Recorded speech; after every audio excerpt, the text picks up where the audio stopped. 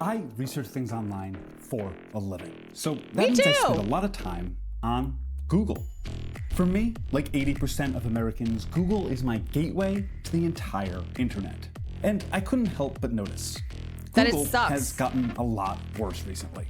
I remember it being a lot better, and lots of other people do too, but there really is no major alternative, right? Google's become a bit inescapable. They influenced the very nature of the internet itself, and by extension, the way humanity shares information. This very video could not have been made without them. And that, of course, has made a handful of people very, very rich. And now Google is integrating something new. AI. Do you know what's so funny too is how many people will say, oh, well, I use ChatGPT because Google sucks. And one major reason that the Google search engine sucks is because of their integration of AI. All the time, I'll see people like posit the argument that, oh no, you know, ChatGPT it is what I use because Google search is ass. What does the integration of artificial intelligence into most people's gateway to the internet mean for humanity? I went through old research papers, corporate governance documents, and spoke with some of the people doing the actual work to power Google's AI behind the scenes. So how do we get to the point where one product launch could alter how we access knowledge? Let's look into it the only way anyone knows how anymore.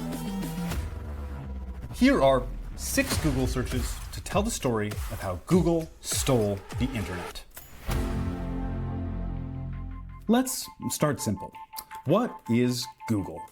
Google is a multinational technology company whose core mission is to organize the world's information and make it universally accessible and useful, according to Google.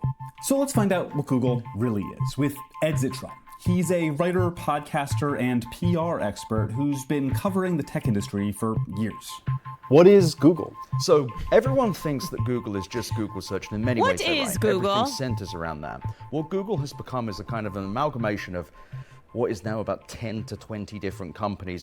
We'll get back to Ed. He's got some way bigger truths to drop. But first, let's rewind to the beginning. 2. Why did we need Google? In the 90s, home and personal use of the internet took off, and people began creating web pages, documents with text and images, linked together with hypertext, forming websites. In mid-1994, there were only 2,700 websites. Ask Jeeves. I miss Jeeves. I wonder how Jeeves is doing. At the end of that year, there were 10,000. A few months later, 650,000. People needed a way to dig through all this stuff. The first search engines started popping up, like Yahoo and Ask Jeeves. But these search engines had a problem. The results they returned were just based on if the exact phrase you searched appeared on the page and how many times. So if you searched chicken parmesan recipe, you'd get whatever page mentioned chicken parmesan recipe. I think Jeeves is no longer with us. Jeeves is dead. Recipe the most. Some actually had a human staff curating results into a directory, which became totally at Grok. Where's Jeeves? What's happened with Jeeves? Is Jeeves okay? Impossible as the internet grew.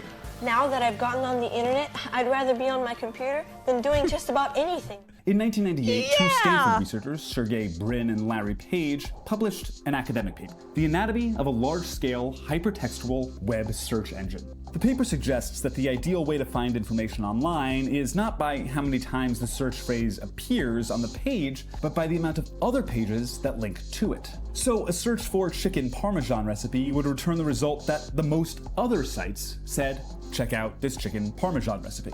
This paper shows that, yeah, this was not a hodgepodge thing. These were scientists. These were guys that actually genuinely wanted to do something cool. Just 6 months after launch, a glowing newspaper article wrote, Google usually finds exactly what we're looking for, and for some mysterious reason, it tends to be within the first 5 hits. It used to be this crazy idea where you'd type in a thing and it would come up with a result, and the result would be good. And indeed, you'd find cool things on Google. You'd find obscure blogs that Google had written. The idea of Google was that the web is too big for you to search alone, that things are disconnected, decentralized. Google centralized them, and in return, Google made an absolute arse ton of money. So how'd they make that arse ton of money? What does how does Google make money? This company really is just a giant ad monopoly, pretending to be a thing that you type stuff into that gives you answers, and used to give you better answers than it does today. But in reality, it is a large ad monopoly. That seems a bit weird, considering a section of that original paper Bryn and Page wrote, Appendix A, Advertising and Mixed Motives. It's a section outlining the problems with a search engine getting its revenue from ads. We expect that advertising-funded search engines will be inherently biased towards the advertisers and away from the needs of the consumers. Damn. In retrospect... Wouldn't that suck if someone did that? If you can't tell from Ed's... I also feel like this totally speaks to what we talked about recently. I mean, what we talk about all the time, but shitification, where platforms die because they start off and they are consumer focused. They are good to their consumers. The purpose is for a good consumer experience, and then they try to make money, and they try to make even more money, and then they abuse their consumers, they abuse their users so that they can make more money. And then eventually they start even abusing their business customers so that they can have all the value can go to them. And then it's over. Then they die. Classic British sarcasm. Ed is calling out that that's exactly what Google does today. It's what they built a monopoly on. The first ever ad was for Lively Lobsters, a company that sent you live lobsters in the mail. And investors saw the promise immediately of the ads, not the lobsters. We met this guy. He quickly, he took a quick look at our search engine. We started talking about, he said, I'd be interested in investing. So he went back to his car, came back with his checkbook, and he wrote us a check for $100,000. But with those new investors also came new demands. Google investors thought the young brand needed a money guy. So you just hired Eric Schmidt. So what's the idea behind that? I mean, you guys couldn't run it yourself? Parental supervision, to be honest. I'm sorry, I just have to pause for a second. Being sent a live lobster? That's wild. Lobster. That's... I wouldn't have even wanted that. He was brought on to build corporate infrastructure needed to maintain Google's rapid growth. I wonder if Ed has any thoughts on rapid growth. The only thing that grows forever is cancer. And, I mean, Google kind of feels cancerous right now. Shit. That's Ed reflecting. So can we pause for a second? The only thing that grows forever is cancer. And Google is now cancer. Wow. Back from 2025. That's enschmidtification. That's not just enschmidtification, that's enschmidtification, yes. Even in 2001, when Schmidt joined, Google was huge. Google, as a verb for Googling something, was already in dictionaries and in episodes of Buffy the Vampire Slayer. Have you Googled her yet? Willow, she's 17. Eric Schmidt had a history of fawning over rapid growth, even to the point of monopoly, reportedly saying at a previous company, "Why isn't it the goal of each and every one of you to become so successful that someone sues us for being too dominant?" This fucking at Google, guy. Schmidt led years of acquisitions of companies, mostly in ad tech, building an advertising juggernaut out of the search engine. So let's say you do a Google search, again for chicken parmesan recipe. You see several ads on the page, but you click on what looks like a legitimate recipe. There's ads all over that page. And guess who sells those ads? They own the supply, as in how you buy the ads, how you sell the ads, how you get the ads places, and indeed the ads that appear on search itself. Google, the company that makes the world's most popular internet search engine, went on sale to great fanfare today. In 2004, Google IPO'd, their introduction to the public stock market. Google's IPO documents introduced what became their well-known slogan, "Don't be evil." Bryn and Page write in their founder's letter, "Google users trust our systems to help them with important decisions. Medical, financial, and many others. I don't know if they're living up. We'll live up to our don't be evil principle by keeping user trust and not accepting payment for search results." Then we saw the first sign of Google getting too big. as Eric Schmidt finally achieved his dream. They got rid of it. Well, at least they're being a little bit more honest. Removing the "don't be evil," they're like, you know what? That's of the past. Question 4. Google monopoly, bad? In 2008, a potential advertising partnership with Yahoo brought about Schmidt's coveted antitrust investigation. The FTC told the companies they'd file an antitrust lawsuit if the partnership went through. Then, in 2012, the FTC investigated Google again, claiming Google was using their 70% market share, prioritizing Google products in results, and taking bits of competitors' content, like Yelp reviews, and just putting them directly into Google Maps and search. Otherwise manipulating Google tools, then considered essential to many consumers. Google's argument was that antitrust law is there to protect consumers, not competitors, so therefore they did nothing wrong. That worked, and after Google made some minor tweaks, the investigation was dropped. But was this actually all positive for consumers? I'm sorry, but that is such bullshit to be like, oh yeah, no, this is not supposed to protect against our competitors. It's supposed to protect against consumers, and therefore if we take out our competitors, it's not going after, it's not making things worse for consumers, even though ultimately, yes, it is. Google had all that power. What did they do with it? Remember that algorithm from the paper earlier with the algorithm? It's changed and gotten more complicated over the years. And Google doesn't really share how it works. There's no official guide to how results are ranked. But for any business that operates online or anyone that wants to share information, being higher up on Google is vital. So, like ancient people following esoteric arcane rites to please a god for some desired outcome, web pages had to be built to please Google. It became an entire industry. Search engine optimization, or SEO. So you have good faith SEO people go, what if we provided good information that ranked high because it's good? Wonderful, brilliant, great. That's the minority. The majority of SEO operators, search engine optimization people, are there to just get in the way. They're there to make sure that they rank high on a search. A really easy way to understand how Google affects the internet is through recipes. You know how recipes always have a bunch of boring BS before you see the actual recipe? Yes. That's because of Google. Google prioritizes pages based on how long one spends on them. So when you're scrolling all the way down to see the damn recipe, it's because they want you to spend more. When I was a little girl, and then insert completely unrelated story, and you're like, just give me the recipe. Or time. Well, now you know that that's for a purpose. Okay, that's not just because bloggers, recipe bloggers, love to wax poetic.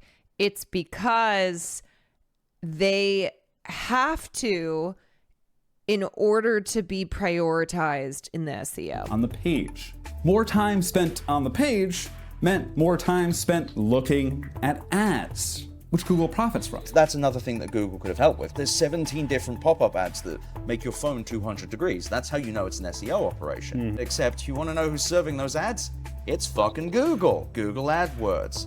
That's the thing. They don't care. In fact, the web sucking is great for them. They show you ads everywhere. You'll never find what you want. But it's not just recipes, obviously. The entire internet is made for Google. That means that the way we exchange information, like basically as a species, has been irrevocably changed. And that's just search. Google has expanded into other products, building a full ecosystem. 6 of our consumer products, Search, Android, Maps, Chrome, YouTube, and Google Play, all have over 1 billion monthly active users each. That's Sundar Pichai, a former McKinsey guy who Yapitalism. Yapitalism. took over in 2015, speaking at one of the first earnings calls of his tenure, an early sign of the decline of Google. Google knew exactly how much they could fuck with people, and they made themselves so essential that they could make it worse very gradually. But you're more likely to spend time using something good than something bad, right? Which brings us to our next search. Why is Google worse now? There's a lot going on here, but this is I mean, this is just a tale as old as time. A company comes in, they offer a very exciting product, makes your life easier, connects you to the world, blah, blah, blah. And then they, over time, establish monopoly. You become so dependent on it, and then they can do whatever the fuck they want to do. And it is always going to be prioritizing profits. It is going to be like your consumer experience worsens, and there is nothing else to replace it. It's so much, right? Like you look at, and then price is getting raised too. Like you look at Uber, you look at all these companies that came in and they offered these lower prices, and then it started to phase out taxi companies. And then once Uber had established such dominance, they started getting worse, started getting more expensive. It was just, it was a worse user experience. That's why there's a race. Yes, there's a race for VR, metaverse, blockchain, AI. Absolutely. All these tech guys like Sam Altman, they are all trying to be the first on the new technological frontier. They want to establish dominance. They want to have control. That sometimes brings that up is Ed's when the own enshittification reporting. happens. You'll see it even more if you search "Who is the man who ruined Google?" or "Who ruined Google?" So I wrote a story back in 2024 about the man that destroyed Google search. That man was Pragabhar Raghavan. How do we fight them? I mean, this is why like antitrust laws, regulation, these are all really important things to stop companies from merging and becoming these massive conglomerates that just have like total market control. I mean, that's why like Lena Khan was one of the best things about Biden's administration. She was such an attack dog. She was so ruthlessly going after these massive corporations on antitrust violations. Executive in charge of ads at the time. 2019, something called a code yellow happens. Code yellow is a situation inside Google where number ain't going up in the way they want to. And there was query weakness, which means the number of searches people were doing on Google weren't matching up so good. Google was measuring their success based on how many searches people did. But if you're a user, using the product more isn't necessarily better. Do you like when you have to search again because the first one didn't work?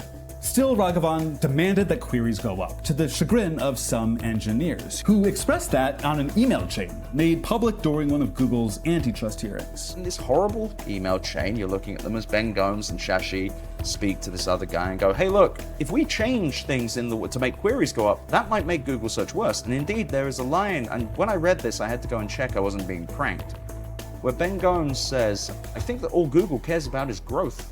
But the changes, thought to actually just be rollbacks of previous, more positive changes, went through. Next year, 2020, some SEO experts, they kind of see that things have got worse, that some spammier results have come in, and then some changes are made where it's even harder to see what results are ads or sponsored and real results.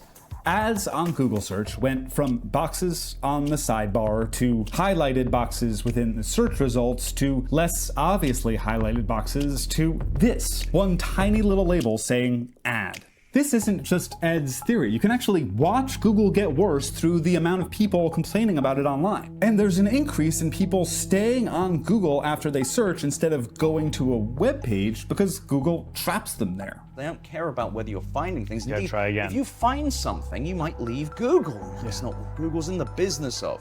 They're not an honest business, they're in growth. They want to keep you there. Raghavan may have made the call, but he's just one part of a greater problem, emphasized by the Pichai tenure, which reflects Pichai's previous job. The CEO of Google was a McKinsey guy. McKinsey, Oh yeah, as in Firefox is better. Consultant brain. And Right. consultants only see growth. They don't see people, they see numbers. It's an insistence on growth no matter what. Schmidt and Page and Brin aren't innocent here, but Pichai took everything they did and amplified it. It is exploitative and they make money from the exploitation, but they're not sitting there like Gargamel or Dr. Claw planning. They go, fuck, how are we going to make money from these pigs?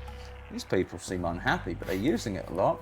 We need the growth. We need growth. Money mean money now. I couldn't is possibly getting think worse. of the consumer. Right. It is genuinely a detachment from society. And now there's a new technology that's arguably a bigger detachment from society than ever before, and promises seemingly unlimited growth. Personal AI assistant. Developer AI tools. AI-powered assistant. AI-generated images. AI filmmaking. AI enhances our lives. I talked to some of the people behind it. Hi, yes. What happens when you introduce artificial intelligence into the tool that already has monopolistic control over all information? Again, Google has become the word for search for something online, but answer me this. If you were looking for a verb for used AI, what would you use? Or is it? Is he cheating? Man, I don't know. I'll tell you something right now. Google is this huge monolith, but for once it feels like they're falling behind. And that's why they're kind of forcing it on you, even though it kind of sucks. But I don't want to denigrate Gemini completely, because there's a lot of... Oh, yeah. Well, okay. Why has Google spent over $500 million on Firefox? The primary source of capital is Google, which pays Mozilla to be the default search engine on the Firefox homepage. Monopolies. Visible labor behind it. Workers like you or I behind the scenes actually building the thing. Question number 6. Hey Gemini, are you listening? I spoke with 2 tech workers at Global Logic and its subcontractors. Global Logic is a tech labor contractor owned by the Japanese conglomerate Hitachi, which makes lots of stuff. They were hired by Google to provide workers to work on the language and answer aspects of Google's AI. Workers like screenwriter Andrew Lazan and journalist and technical writer Rachel Sawyer, who didn't feel comfortable sharing her face, but luckily, Google had a solution.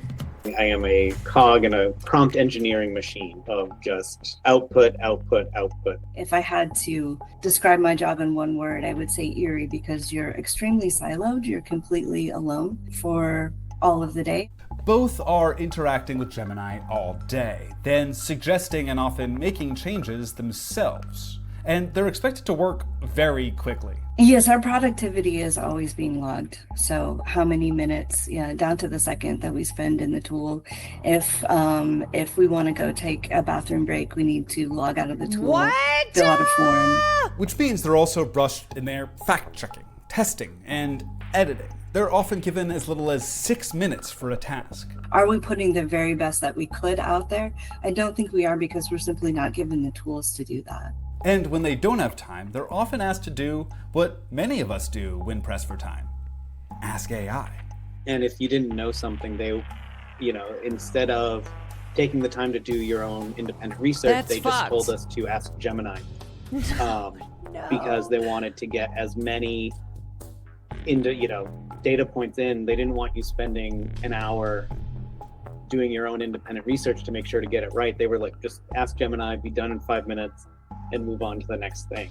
They're training the AI on the AI. Again, it's all about speed. It is like the Amazonification of work cultures. You have to go pee in a bottle. And while Google may not have the name recognition in AI of ChatGPT, they do have another advantage.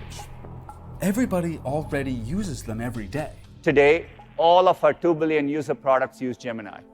2 billion people worldwide use at least one Google product, and they just tossed AI in there. It's everywhere, even here, watching me. Google is exponentially exploding the problems that broke the little search engine that these 2 little dorks invented and feeding it to 2 billion of us. If I made something so beautiful as Google search and I fucked it up that way, I would hope my children kill me. Not that I have multiple children, but I would hope they would be run out of town with pitchforks, because if you make something beautiful and you share it with everyone and you make it worse that you can make a quick buck, you are a scumbag. You are a cretin. You are a monster, honestly. Burning the Library of Alexandria to feel warm. It's disgraceful. Nothing can grow forever. Nothing. Yo, this guy has had some quotes. He has had some banger lines. The only thing that grows forever is cancer. You make it worse like this. And they already have access to all of the information online my because it children was would created kill me. to please them. So now when you search chicken parmesan, you get a recipe based on a combination of different methods. Recipes pulled and stolen from the recipes we talked about earlier. The people who were making a living off of it. Google made their tool an essential way to find Wait, what's his information. podcast called? Then made people create web pages in a certain way to hold rank on. I higher. think I've.